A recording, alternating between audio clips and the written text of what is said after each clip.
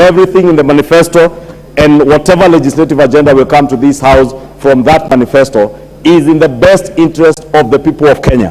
And we are here in the 13th Assembly, Honorable Speaker, as representatives of the people of Kenya. And therefore, I want to ask each and every one of us that whatever legislative agenda that comes here, from the housing agenda that His Excellency the President spoke about here, and if you have listened to His Excellency the President, if you have been watching his actions over the last few days, you can tell that clearly he is very passionate on the housing agenda, is very passionate, extremely passionate on the universal health coverage agenda, on the social protection and upscaling our savings culture in this country.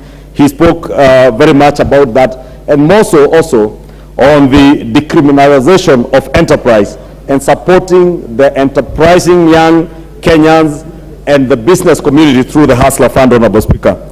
Honorable Speaker, I am glad that the President was also very bold. And I remember in his speech, Honorable Speaker, the President was quite dramatic when he said that I have news. Yes, indeed, if I can quote, the President said, I have news, and it is not very good news. Our financial situation is not very good. Honorable Speaker, it is true that this administration has inherited a country whose economy is not working for the interest of Kenyans. We, or the government, the present administration has inherited an economy that was only working for a few people. And the administration has a huge responsibility to make not just the hustler economy, but the economy of the Kenyan people to work for the millions of the Kenyan people rather than work for a few. Honorable Speaker, during the campaign, those of us who campaigned with the Kenya Kwanza coalition, we spoke at length about state capture. And Honorable Speaker, you know, state capture in this country has been so real. And that is what has bedeviled the management of our economy and its affairs. It is state capture that captured the economy, and the economy stopped working for Kenyans and started working for a few people who wielded the instruments of power.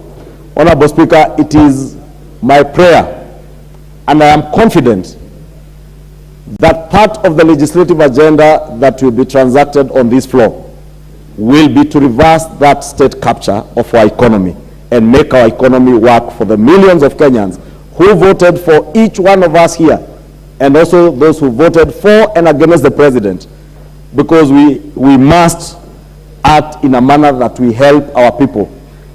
If not to do anything else, honorable members, to uplift our people from the poverty that millions of our people are living under today. Today, Honorable Speaker, people in close to 14 or 15 of our counties are going without food.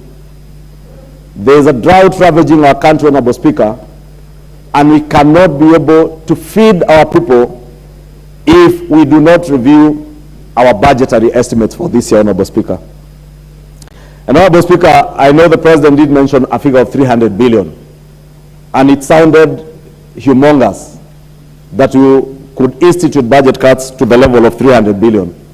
But honorable members, I want to convince you and persuade you that it is possible. And you know the padding that is usually done in budgets, especially in the run-up to a general election. Honorable Speaker, you'll be shocked that immediately before, a week before the elections, and a week after the elections, the former regime was still padding the budget and making commitments. By the third week after elections, they had made commitments of close to 300 billion, 200 billion shillings over and above what had been approved by this House only in June, at the beginning of June of this year.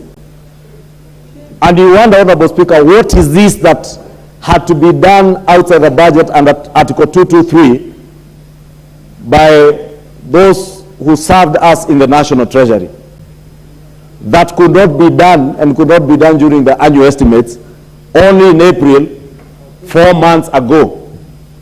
And Honorable Speaker, if you go through many of the things that they have committed to, Honorable Speaker, are things that emanate from state capture. And they have